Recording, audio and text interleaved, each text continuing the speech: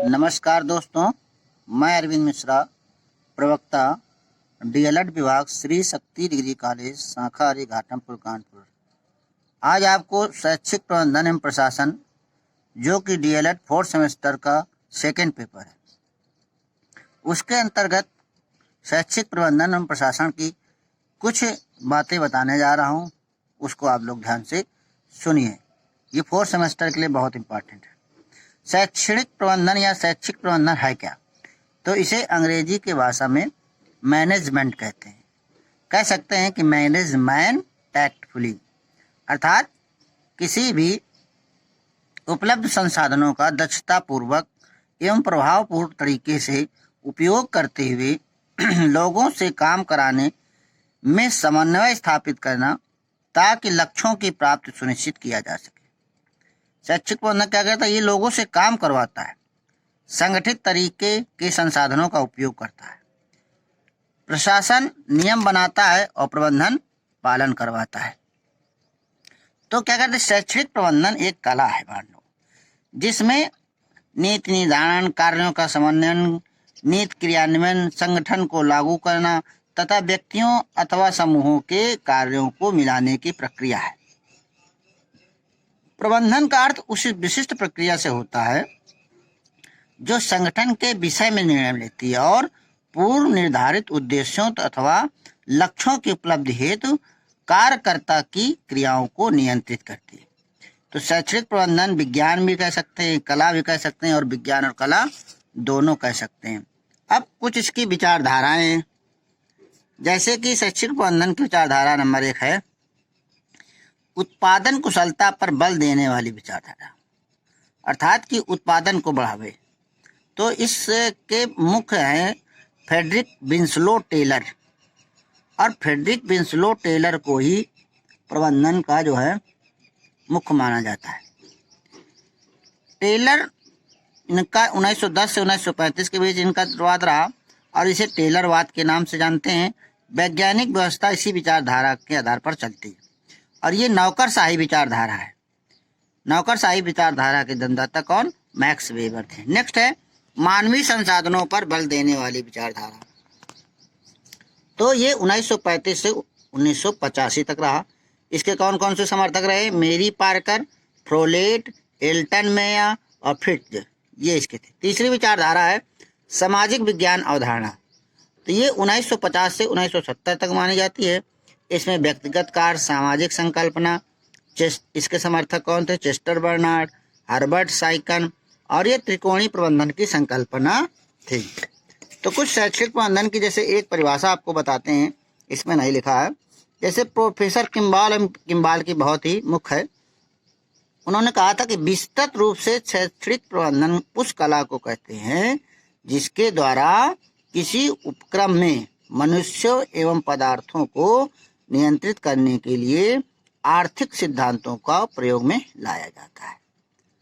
तो कहने का तात्पर्य आप कह सकते हैं कि व्यवसायिक और शैक्षिक संस्थाओं की क्रियाओं के नियोजन नियमों को शैक्षिक प्रबंधन कहते हैं। अब बात करते हैं शैक्षिक प्रशासन किसे कहते हैं। तो शैक्षिक प्रशासन जो है एडमिनिस्ट्रेशन कहलाता है अंग्रेजी में, और अंग्रेजी के एडमिनिस्ट्रेशन का ये हिंदी रूपांतरण है, और ये लैटिन भाषा के मिनिस्टेयर से लिया गया है, जिसका अर्थ है दूसरों की सेवा करना या व्यवस्था करना, अर्थात अपने अधीनस्थ लोगों की सेवा प्रभावशाली ढंग से करना। प्रशासन मुख्य कार्य सुचारू रूप से चलाना है। तो प्रबंधन क्या है? संगठन का मस्तिष्क है, और अपेड़ा क्या है? प्रबंधन का हृदय। तो शैक्षिक प्रबंधन एवं प्रशासन की उत्पत्ति अमेरिका में हुई, और इसके जनक कौन? Winslow Taylor. अभी बताया था, विंसलो टेलर ने सबसे पहले दिया था। तो इसके जनक शैक्षिक प्रबंधन प्रशासन के विंसलो टेलर हैं। और हेनरी फियोन को आधुनिक विश्व प्रबंधन का जनक कहा जाता है। अरिंधन चौधरी को भारतीय प्रबंधन का जनक कहा जाता है, और पीटर ड्रेकर को प्रबंधन का गुरु कहा जाता है।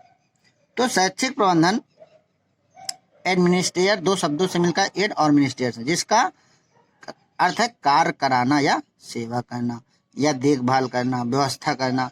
ठीक है ना। तो ये कुछ एक परिभाषा है, जैसे कि एस एन मुखर्जी की शिक्षा प्रशासन वस्तुओं के साथ साथ मानवीय संबंधों की व्यवस्था से भी संबंधित होती है।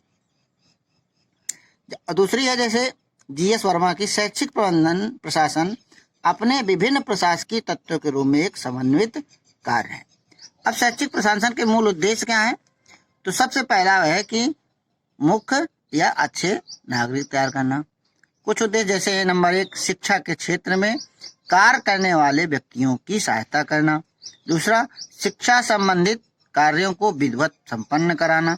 तीसरा बच्चों के सर्वांगीण विकास के लिए आवश्यक साधन एवं सामग्री उपलब्ध कराना।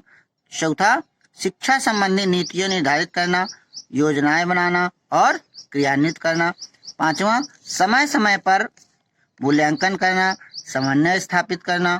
और छठवां छात्र और समाज हित निर्धारण करना। तो ये शिक्षा के क्षेत्र की बात की जा रही है, शिक्षा के क्षेत्र। अब एक लूथर गुलिक हैं, उन्होंने बहुत अच्छी बातें कही हैं। लूथर गुलिक ने अपनी पुस्तक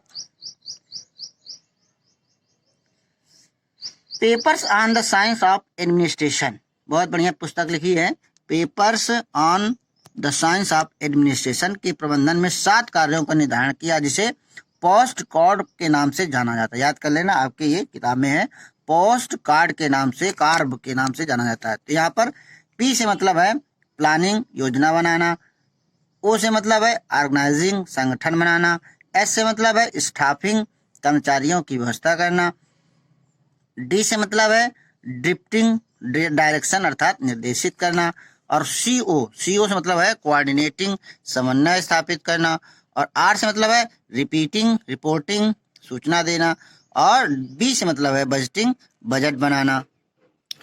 तो इस प्रकार से कह सकते हैं कि जो शैक्षिक प्रशासन है ये जो है किसी भी संगठन अथवा संस्था को उसके आदर्शों, सफलता एवं उद्देश्यों तक पहुंचाने में सहायक होता है। उत्तम प्रशासन व्यवस्थित एवं श्रेष्ठ कार्य के लिए पूर्णतः उत्तरदायी है। शिक्षा के क्षेत्र में शिक्षा प्रशासन की सहायता से विभिन्न क्रियाओं को क्रमबद्ध रूप से नियोजित करके उसे विशिष्ट उद्देश्यों की प्राप्ति की जा सकती है।